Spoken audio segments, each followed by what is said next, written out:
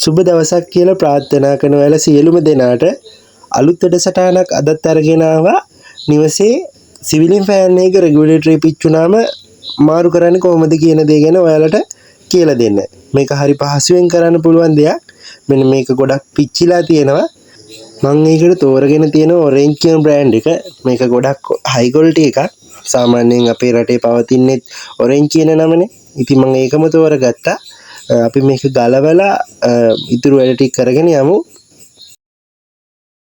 මේක කැලණි කියන ෆෑන් එකටම ආපු රෙගියුලේටරයක්. මේ රෙගියුලේටරේ ගොඩක් අවුල්. මොකද මේ විදියට පිච්චිලා මේක යට ඇඳක් වගේ තියෙනවා නම් මේක උණු වෙලා ඒ ඇඳට හැලෙන්න පුළුවන්. එතකොට ලොකු හානියක් වෙන්න පුළුවන්. ඒක නිසා ඔයාලා ඒ කියන්නේ බඩු ගනිද්දී පොඩක් හොයලා බලලා ගන්න. මේ බලන්න මේක මේ ගොඩක් අර ඇතුළ පිච්චිලා ගිනි අරගෙනම තියෙනවා. මේක ෆෑන් එක ඕෆ් කරන නිසා තමයි මේ පදමින් බේරුනේ. නැත්තම් මේක දිගින් දිගටම රත් වෙලා උණු වෙලා වැක්කිරනවා. ඒක නිසා මේ හොඳ අවධානයෙන් ඉන්න මේ වගේ දේවල් පාවිච්චි කරනකොට අපි මේක ගලවලා අයින් කරමු. මේ විදියට කටරඬුවක් අරගෙන මේක මේ ටේප් ගහලා තියෙන හැයි කරපු කෙනා ඒක ගලවලා කපලා අස් කරලා ඉවර වෙලා ඉස්සෙල්ලම මේක සුද්ධ කරගන්න ඕනේ. ඒ කියන්නේ වයර් කොන් දෙක මේ විදියට මෙහෙම තියෙන අර ටේප් ගහපු අස් කරලා ඉවර වෙලා වයර් එක හොඳට සුද්ධ කරගෙන මේක කම්බි පොට වල ටික මතු කරගන්න ඕනේ. අනිවාර්යයෙන්ම සැලකිලිමත් වෙන්න ඕන විදුලිය ගැන. මේක මේ කම්බි පොටක් අතේ වැදුනොත් ඔයාලට විදුලි සැර වදින්න පුළුවන්. ඔයාලා ගෙදර තියෙන ට්‍රිප් ස්විච් එක පුළුවන් නම් ඕෆ් කරගන්න. මේ වගේ වැඩක් කරද්දී බැරි මොනවා තියෙන ස්විච් එක හරි ඕෆ් කරගන්න.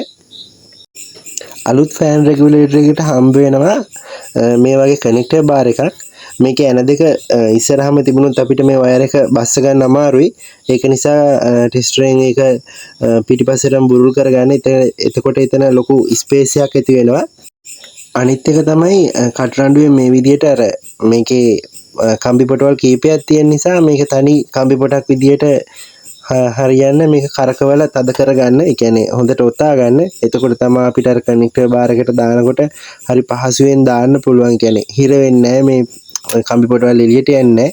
ඒක නිසා මේ තනි කම්බියක් විදියට ගන්නට හදාගෙන මේ විදියට මේක මේ වැඩි ටික කපා ගන්න. ඊළඟට මේ කනෙක්ටර් බාර් එකට ඒක හරියටම වයර් එක බස්සලා ඉවර වෙලා ටෙස්ටරෙන් මේක අනේ තද කරගන්න තියෙන්නේ. මෙතෙන්දී කිසිම ෂෝට් වීමක් වෙන්නේ නැහැ. මොකද මේ එකම ලයින් එක තමයි ඇවිල්ලා ආයි රිටර්න් යන්නේ. ඒක අර අඩු වැඩි කරන රෙගියුලේටරෙන් මේ විදියට මෙහෙම කනෙක්ටර් බාර් එකේ ඇන දෙක තද කරගන්න. ලූස් නොවෙන්න. ලූස් වුණත් එතන ස්පාර්ක්යක් ඇති වෙලා එතන ෂෝට් වෙන්න පුළුවන්. මේ විදියට අග්‍ර දෙකම බස්සලා හොඳින් ඇන දෙක තද කරගන්න. අද වෙළඳපොලේ නොයෙකුත් මුල ගණන් වලට බඩු තියෙනවා. කියන්නේ රෙගියුලේටර්. මොකද මේකට හොඳ එකක් අපි ගන්න ඕනේ. නැත්නම් අර වගේ ගිනි අරගෙන ලොකු ප්‍රශ්නයක් වෙන්න පුළුවන්. මේකේ ඔරෙන්ජ් කියන නම ගහලා තියෙන ඔයාලට පෙන්වන්න ඒක මට හරියට පේන්නේ නැහැ. ඒක නිසා ඔයාලා නිවැරදි ස්පෙයා පාර්ට්ස් මිලදී ගන්න. දැන් අපි මේක බිත්තියට හයි කරමු. මේක පිටිපස්සේ අර ගෙඩිය ලොකු නිසා මේ අර කනෙක්ටර් බාර් එකකුත් තියෙනකොට ටිකක් හයි කරගන්න අමාරුයි. ඒක නිසා ඒ කනෙක්ටර් බාර් එක ගානකට අයිනකට සෙට් කරලා ඉවර වෙලා යන දෙක දාගන්න. මේ වගේ අනතුරක් කවුරුවක්ම බලාපොරොත්තු වෙන්නේ නැහැ. දැන් මේක හදිසියෙවත් ගිනි ගන්න වෙලාවට මේකට රෙදි බාස්කට් එකක් හරි මොනවා හරි ලී වගේ දෙයක් හරි තිබුණොත් ඒකට මේක උණු වෙලා වැක්කිරලා එතන ගින්න පැතිරෙන්න පුළුවන්. ඒක නිසා මේ ගැන හොඳින් සැලකිලිමත් වෙන්න.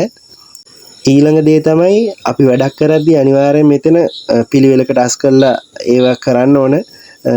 ගොඩක් දුරට ওই රිපෙයාර් කරන අය ඒ කෑල්ල හයි කරලා දාලා එනවා. එතනින් එහාට ඒ ගැන කිසිම සැලකිල්ලක් නැහැ.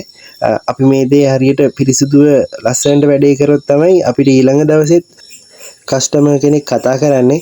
අපි මේ දේ කිසිම අපිළිවෙලකට කරලා නිම කරලා දැම්මොත් කවදාවත් අපිට කතා කරන්නේ නැහැ. ඊළඟ එක තමයි මේ රෙගියුලේටරේට මේ වගේ ඇන පැකට් එකක් එනවා.